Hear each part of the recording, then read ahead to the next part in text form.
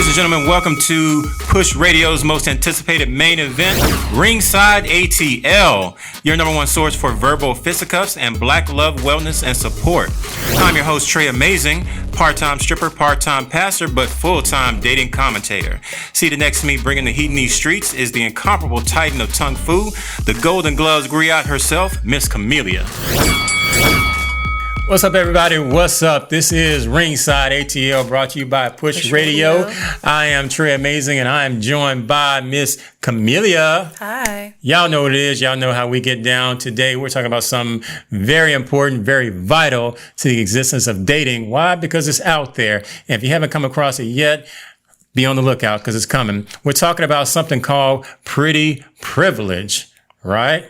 It's a very real thing. It is a real thing. Yeah, for sure. It is a real thing. We're talking about pretty privilege. You know, the idea that because you are an attractive man or attractive woman, pretty, there's certain things that you are entitled to, certain things that you should be able to get away with, certain things that a person dating you should feel happy about, even when your treatment isn't always ideal or great. It is something called pretty privilege. We're talking about it. A lot of us have encountered it out there in dating. But for the people out there listening and watching, we want to kind of give you some perspective and some clarity and some context on what you can expect if you haven't already dealt with pretty privilege. Kimelia, that's you, right? That's me. All right. Check this out. We're talking about pretty privilege. So I know I can certainly think about examples, you know, early on in my dating life where I've come across the women that carried themselves almost like God's gift to man. Mm-hmm. Very attractive,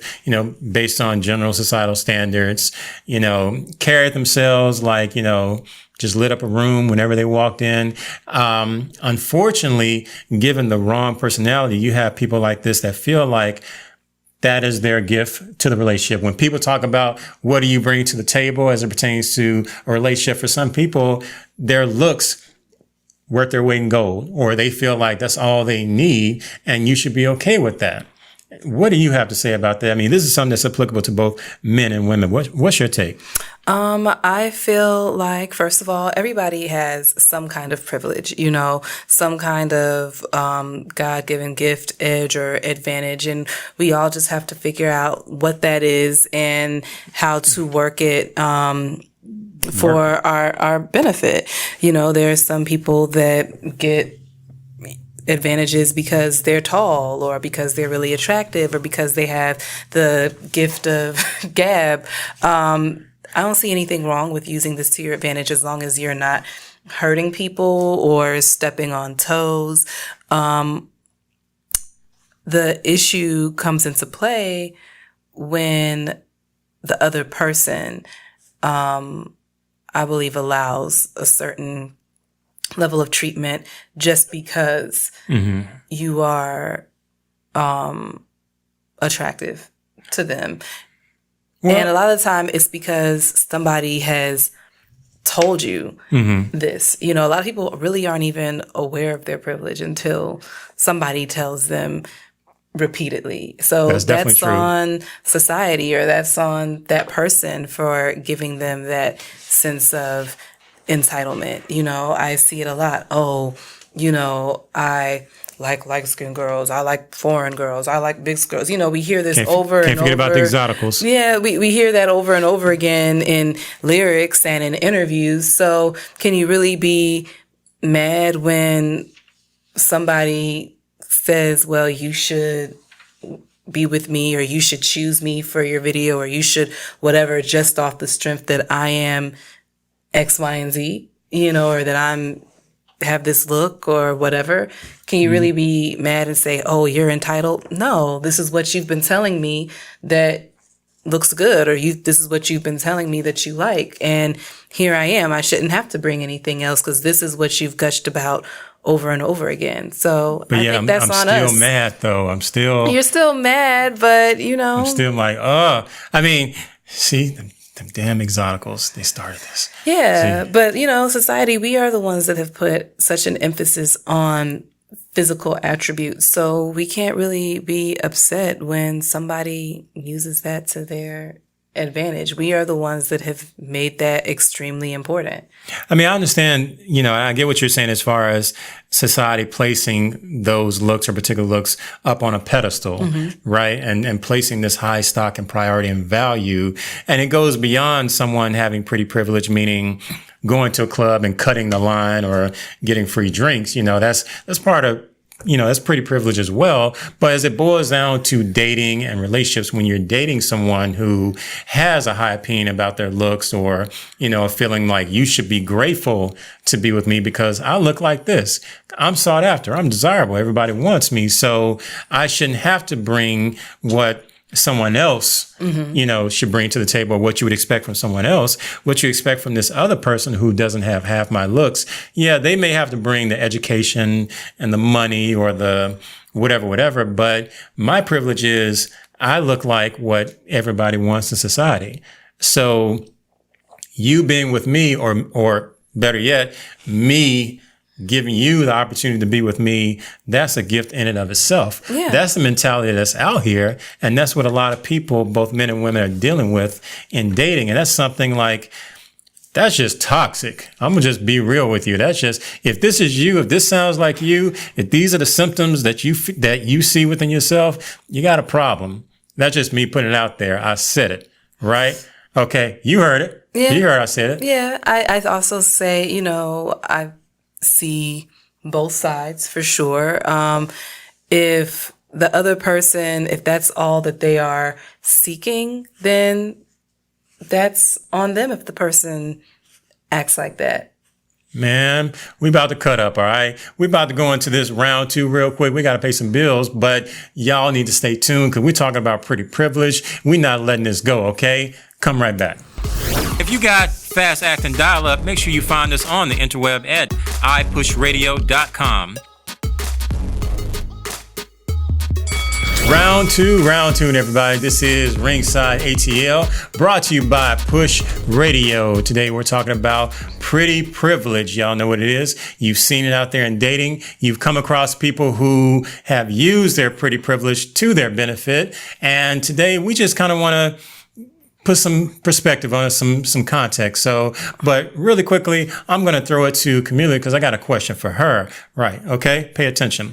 Kimelia, how often do you see or how often do you come across people who use or treat their pretty privilege or treat their looks like a commodity? I see it pretty regularly. Yeah, I see it. And these people aren't necessarily cocky. It's just they know that this is something that people want from them. And it's like, why not capitalize off of it or benefit from it because the other person is benefiting from it. If you want a pretty girl to have on your arm at an event or to be able to say, you're dating or connected to, that does something for your self-esteem or your image or your career. So why should I not, benefit from that? So it's kind of like that whole use what you got to get what you want. Yeah, I think everybody is doing it. And if you don't want people to take advantage of their looks, then stop putting such an emphasis on looks. And is society ever going to stop doing that? I don't think so. I was getting ready for a date the other day. I was out shopping for it, and the girl behind the jewelry counter and I started chatting. And, she was a cute girl, tall, model type body, and had an accent. We're all suckers for accents, right? I love an accent. So she said, how'd you meet this guy? Is he paying you? Is he taking care of you? What's going on? And I was like, no, this is just, one of our first dates. He's not doing all that, But she made this face like she was surprised. And she said, it's so different here. I'm a Russian girl. And as a Russian girl, when you take me out and I look like this, you know that you have to do certain things for me because I am taking your confidence from here. And she points to the floor, and then she says to here, and she points to the ceiling, you know. All she the way says, up there. when you are out with me and people see you with me, it does something for you. And why should it only do for you? It should do something for me as well. And I was like, wow, you know, and she didn't seem to be That's not cocky. arrogant or anything? No, it didn't come off as cocky. It's just like, why should you be the only person that benefits? Should be a quid pro quo kind of thing. Like, hey, you get something, I get something. If you just wanted a nice girl, there's less attractive nice girls, but you chose this person because of their looks. True. So why should you not pay for that or treat them a certain way? The compensation couldn't be his company or his personality or the chemistry on the date, or, you know, I guess. So the part of that pretty privilege in that instance, in that example, she was expecting, you know, of course, additional tribute, but money or maybe more access to something, just because, kind of like you were saying, if what he's gaining, you know, he's walking in with this pretty Russian on the arm and his confidence is going through the roof and he's the envy of all his peers and friends, and, you know, people are just looking at him like, okay, he's on top of the pyramid because he has this beautiful, attractive woman, while everybody else got their plain Jane, you know, scraggly looking whatever. So you have this woman who feels like, hey, if I'm, you know, doing this for your status, then I need to get something in return. Yeah, I mean, I do think that this is going somewhere totally different now, but you know, that's what we do in Ringside. I think that if you are stuck on a certain look, you should understand that comes with some upkeep, you know. But is he responsible for that upkeep? Is he responsible for that? We're going down that road. Upkeep. If he insists on having it, then yeah. So I guess the question, because when you're talking about if they're bringing their looks, they're bringing the fact that what they are is exotic, or what they are is not, you know, it's a cut above the rest because, you know, because of how they take care of themselves, or right, whatever. or what society deems as, you know, beautiful or sexy or exotic, whatever the case may be.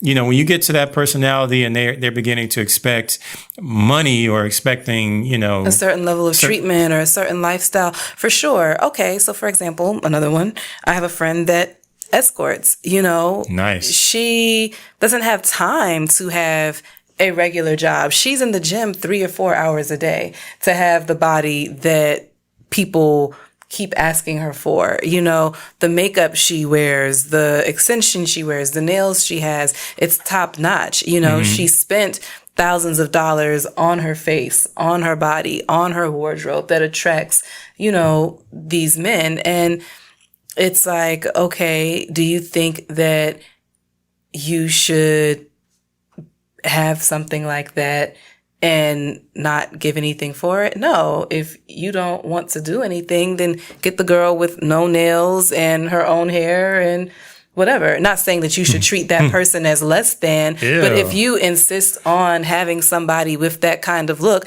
just like I insist on driving a certain kind of car, so therefore I have to put premium gas in it, and I got to get the oil changed every so many miles and, you know, keep it clean and that sort of thing.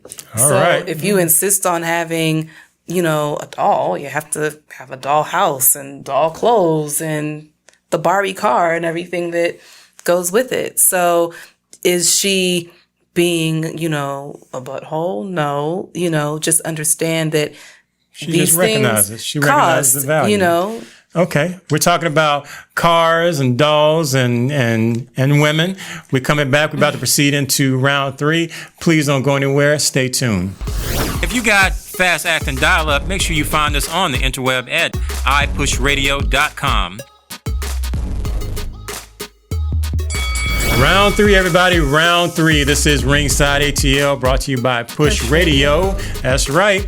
And we are talking about pretty privilege today, okay? It is a real thing. It is something that a lot of people deal with in dating. If you haven't already dealt with it, you will deal with it one day, I assure you, because it is pervasive. It is out there, and a lot of people are going with it, okay?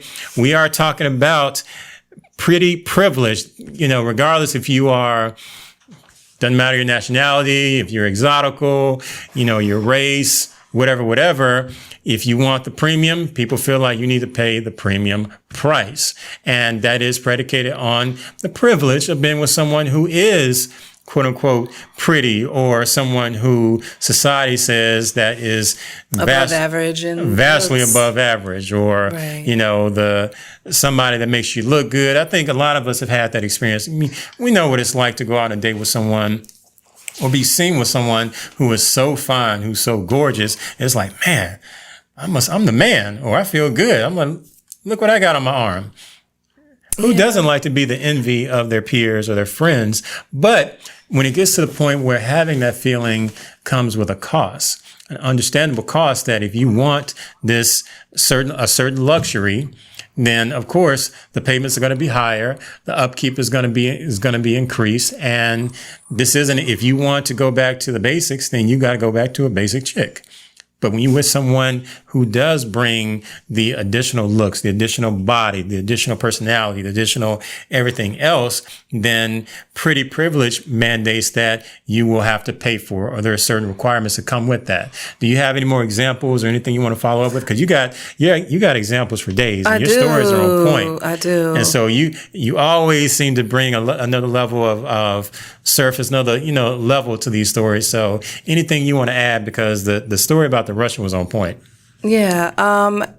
Just to sum it all up, I think, like I said before, if you don't want people to feel this way or have these entitlements or whatever, then we have to stop putting such an emphasis on looks. And once again, we're never going to do that. It's a capitalist society, and everything is sold, through a visual. So, stop putting such an emphasis on it and how that person makes you feel. Build your own confidence so that you don't have to rely on that validation from others based on who you're with. That's right. And if you need to save some money, then you may want to recalibrate your expectations as far as who needs to be on your arm, what kind of person you want to be seen with, because as you've heard, sometimes when you're with someone who is above average as far as their looks or exotical, or that's we going with that. We sticking with that with exotical. No, we're not. We're not. If you're sticking with the exotical, you gotta pay, bro. You gotta pay for it, bro. You gotta chip in some Bitcoin, some something. You gotta tap into that 401k, and you got to take care of some basic upkeep if you want the premium. If you want a certain luxury, then you can't expect luxury with basic prices. It just doesn't calculate. Am I right? No, you're right. And I don't want people to get the idea that, you can pay less or treat somebody as less because they don't look as good, or because, they're just regular, because I definitely think that's a whole other topic and that's a whole other issue. However, it's one of those things where if you insist upon your nails have to be done when you're out with me. Okay, well, those days that I'm short, you need to chip in on the nails, or hey, your hair has to look like this. It has to be 40 inches and it has to be straight, and your dress has to be designer because I want a certain. It's gotta be designer. It's gotta be this. If you're out with me, then if that person doesn't have it, then you gotta chip in on that. So what if the person doesn't place those demands? What if I meet, Kimelia from the Ukraine? You got a Ukraine accent, right? No, I don't have it. I don't even know how they sound. Okay. So Kimelia from the UK, I meet you and you're looking fine, you're looking beautiful, and you're the type of woman I want in my arms, but I don't place any expectations like, your hair is your hair, your nails, they're your nails. If you want to rock them red, if you want to rock them clear, French tip, that's your decision.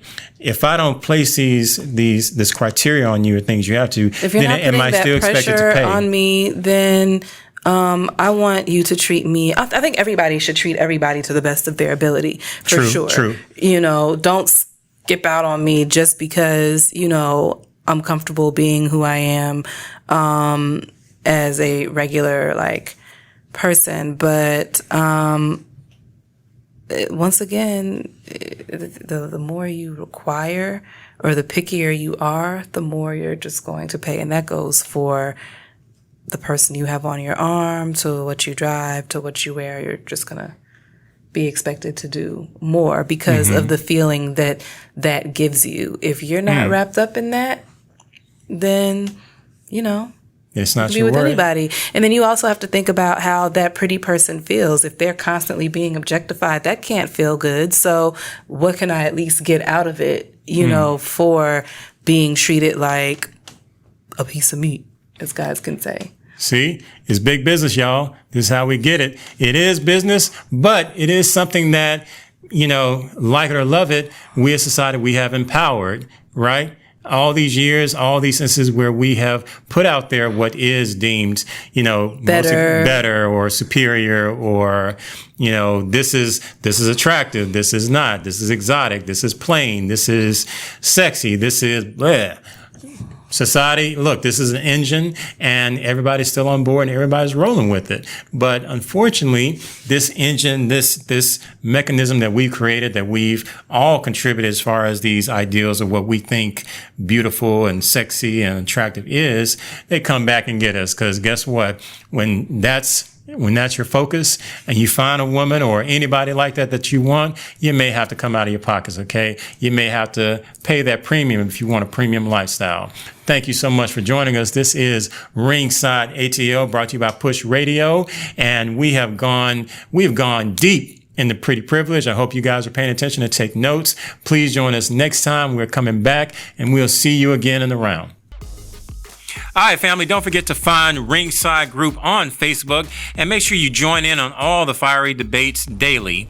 Also, follow us on IG at iPushRadio. And if you got fast acting dial-up, make sure you find us on the interweb at iPushRadio.com. And lastly, do your sex and marriage life a favor and find all audio shenanigans of Ringside ATL on SoundCloud, iTunes, as well as the website iPushRadio.com. As always, this is Tre Amazing and Miss Kimelia signing off, and we'll catch y'all on payday.